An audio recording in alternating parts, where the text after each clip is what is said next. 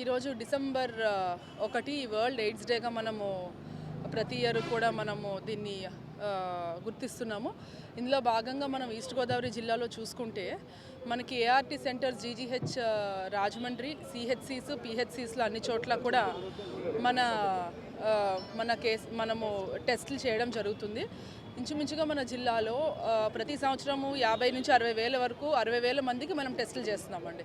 ఈ టెస్ట్ చేస్తే సుమారుగా సంవత్సరానికి 200 నుంచి 300 కేసులు మనకి పాజిటివ్ ఇప్పుడు వస్తున్నాయి.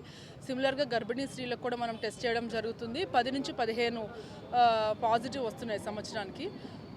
మనం బాగా కూడా టెస్టింగ్స్ కూడా బాగా పెంచాము. ప్రజల్లో కూడా అవగాహన బాగా పెరిగింది.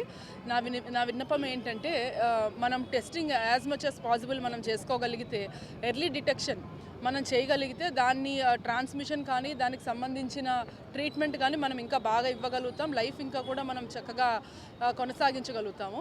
సో అదే మనము మొహమాట పడో లేదంటే ఎక్కడికి రావాలి, ఏం చేసుకోవాలి, ఇట్లాంటి బిడియంతో భయపడో లేట్ చేస్తే మాత్రం ఇంకా దానికి సంబంధించిన ట్రీట్మెంట్ ఇవన్నీ కూడా మనము అనవసరంగా హెల్త్ ఇష్యూస్ ఇవన్నీ రాకుండా ఉంటాయి. ఎర్లీ ట్రీట్మెంట్లో డెఫినెట్గా మనము దీన్ని కేర్ చేయొచ్చు. As well as normal life జీవించడానికి కూడా పాసిబిలిటీ ఉంటుంది.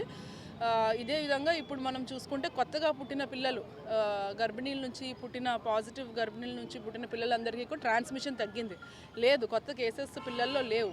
దాని ఉద్దేశం ఏంటి అంటే ఎర్లీ ట్రీట్మెంట్, ఎర్లీ టెస్టింగ్ చేయడం అనేది జరుగుతూ ఉంది. ఇది ఒక పాజిటివ్ డెవలప్మెంట్ మనకి. సో నా రిక్వెస్ట్ ఏంటంటే మన సెంటర్స్ అన్ని చోట్ల ఉన్నాయి, మీరు వచ్చి టెస్ట్ చేయించుకోవాల్సిందిగా కోరుకుంటున్నాను. ట్రీట్మెంట్ అన్ని చోట్ల కూడా ఇస్తున్నారు. థ్యాంక్స్ అండి.